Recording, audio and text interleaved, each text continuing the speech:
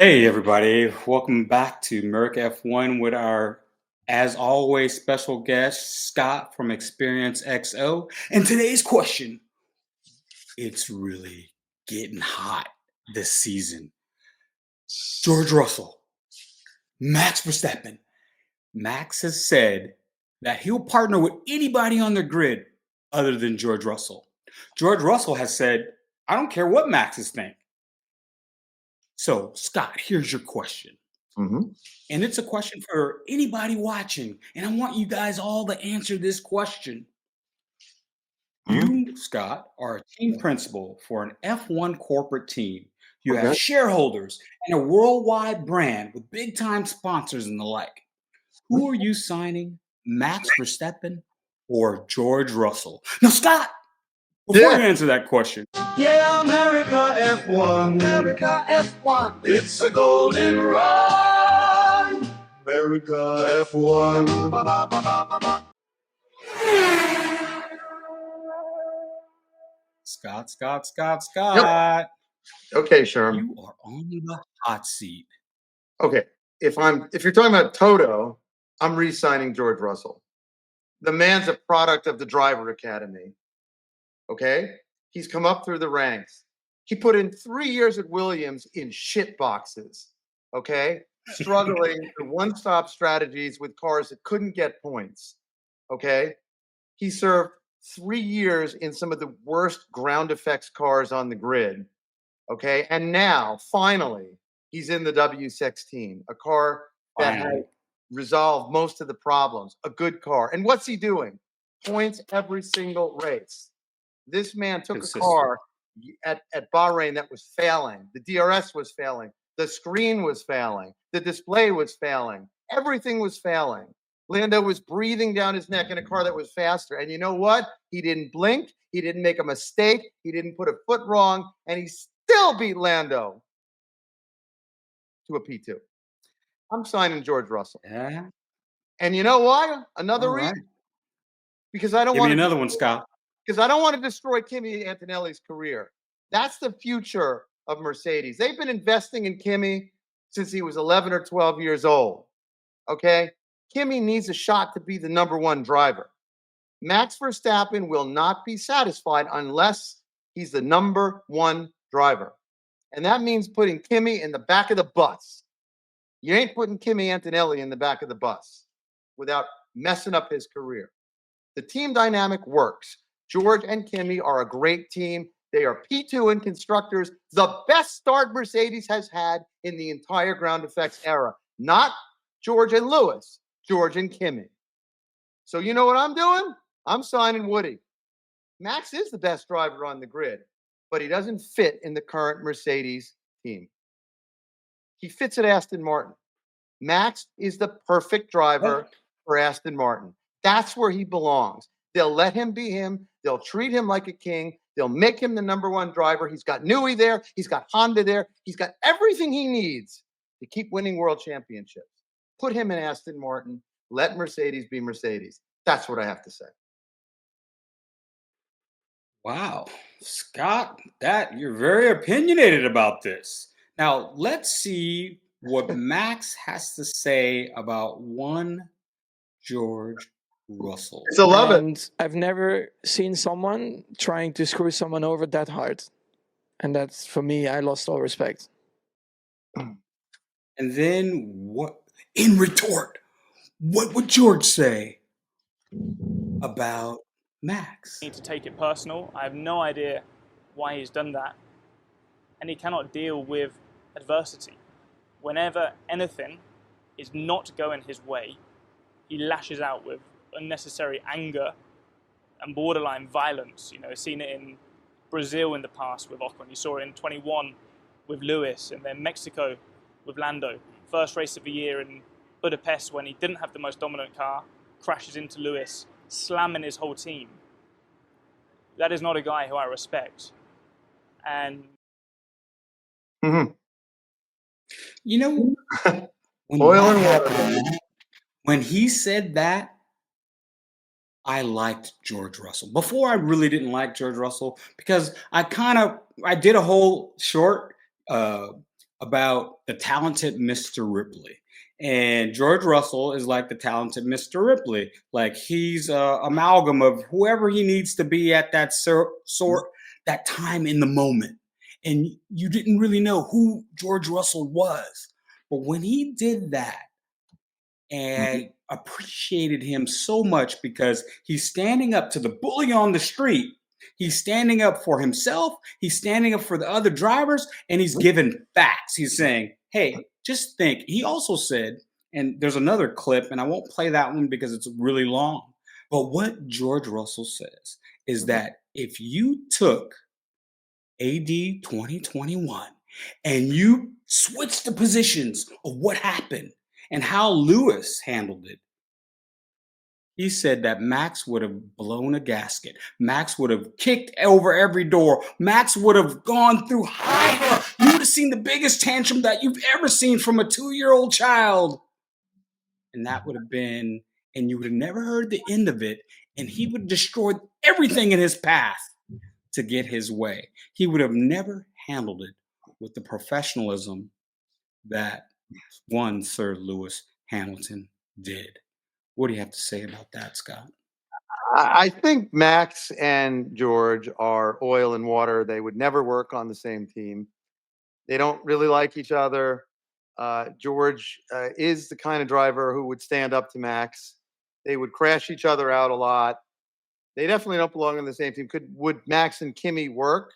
Yeah, they'd probably work.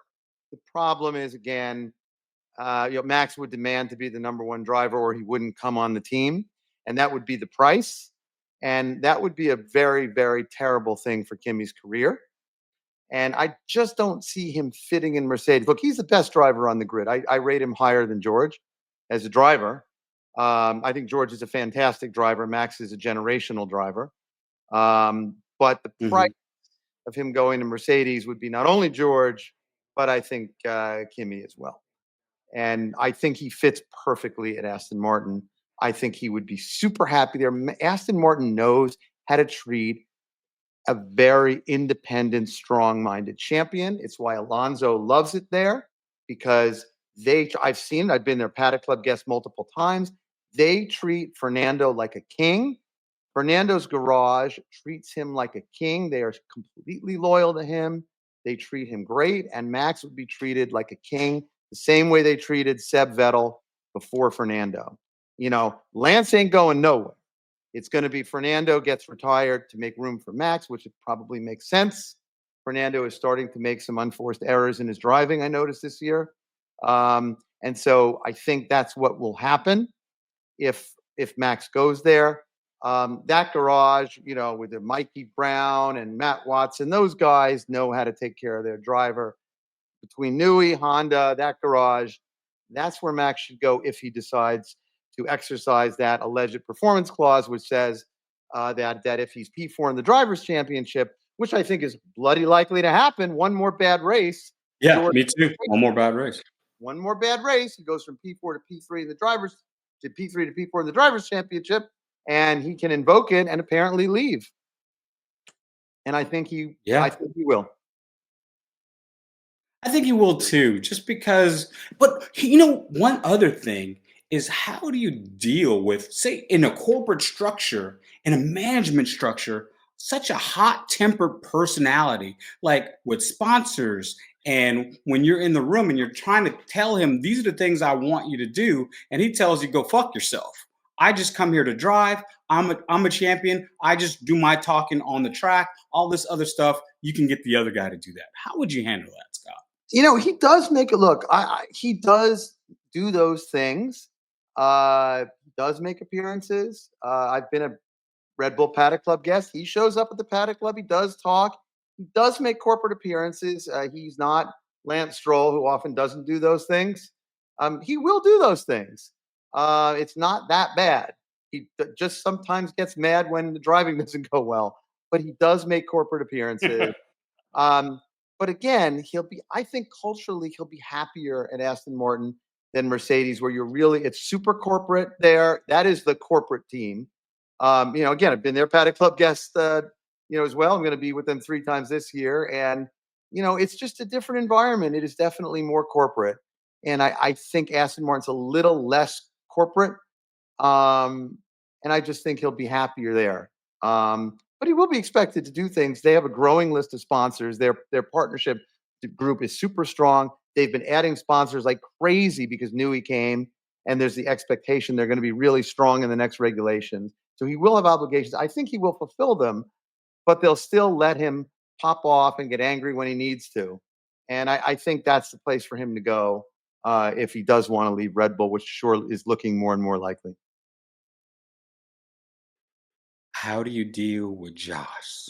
How do you deal with the dad? How do you deal with the hover parent that seems to be always wanting to be like one Sean Puffy Combs said, always in the videos, always in there with Max, always in the paddock, always putting his name in the paper, always having his name in the magazines, always ready to give an interview to say something negative about somebody.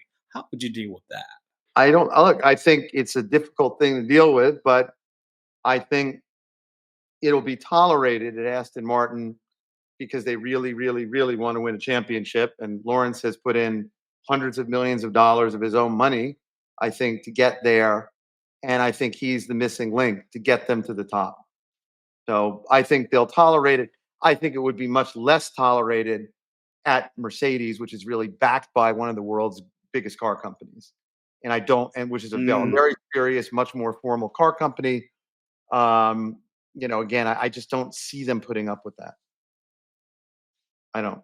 Well, I got another clip from one George Russell, and it's quite new. I don't know if you've seen this one. You know, I wasn't going to just stand and be bullied around. People seem to always back down to him. That's just not how I go about my business. It wasn't exactly purely because it's Max. If anybody would talk to me in that regard, on or off the track, in Formula One or not, that is the approach I would take, and that's the way I've been raised. I don't really have any approach with Max on or off track because for me he's just another racing driver. You know, we obviously had our disagreements at the end of last year, and you know that was a shame it played out that way. But that's life, and we're not here to be best friends. We're competitors. We're one of the best 20 racing drivers in the world fighting for a world championship. They're never going to be best friends. It's as simple as that. They're going to be rivals. They're not going to be on the same team. It's going to be one or the other. I mean, if Toto does pull the trigger, George will be out. I'm hoping Toto doesn't do that, but we'll see. We all know Toto's greatest regret in F1 was not signing him when he was a teenager, and Toto hasn't been that shy about saying that. So it remains to be seen. You know, meanwhile, the contract with George hasn't yet been signed, so we really don't know what's going to happen. But right now it's all, rumors. So, but there was a time, and I'll tell you, when Lewis was at Mercedes, and especially this last year, when all the things that seemed kind of strange that were happening to Lewis' side of the garage that didn't happen to George's side of the garage, and all the chicanery behind the scenes, like maybe Lewis was washed and maybe he's old, and some of the things that Toto had said, I was hoping, and I'll admit it, I was hoping that Max would come to get George Russell out of there, just to kind of stick it to George a little bit and just say, na, you play those type of games and it can happen to you also. But then when George stood up to Max, I said, okay, maybe I need to rethink how I view George Russell. I actually like George Russell now. I actually appreciate that he is Mr. Saturday Night. I mean, he puts that car in the top 3, top 4 every time, and he doesn't make hardly any mistakes in qualifying. I think he's one of the, personally, I think next to Charles Leclerc, he's probably the best qualifier. I mean, of course, Max on the grid. I mean, he's really, he doesn't put a foot wrong, and he's like Carlos Sainz, where he can think on his feet while he's driving 200 miles an hour and tell the team what he thinks and what he thinks they should do. I agree. I think Lewis's qualifying problems have more to do with aging. I just don't believe Toto or George is blowing up Lewis's car. The first thing that goes as you age is quali pace, not race pace. your reflexes get a little slower. And I really think it wasn't sabotage. Lewis is struggling again in quali, and he's still a great race driver, but quali gets a little tougher as you age. All right. Well, you heard it here second. You heard it here first. And with that note, keep on racing, everybody. Ladies and gentlemen, can I please have your attention? I've just been handed an urgent and horrifying news story. And I need all of you to stop what you're doing. I love that. Come on, players, stop hating. Stop hating. Start participating. Start participating, Star. Come on, twinkle, twinkle, baby. Twinkle, twinkle.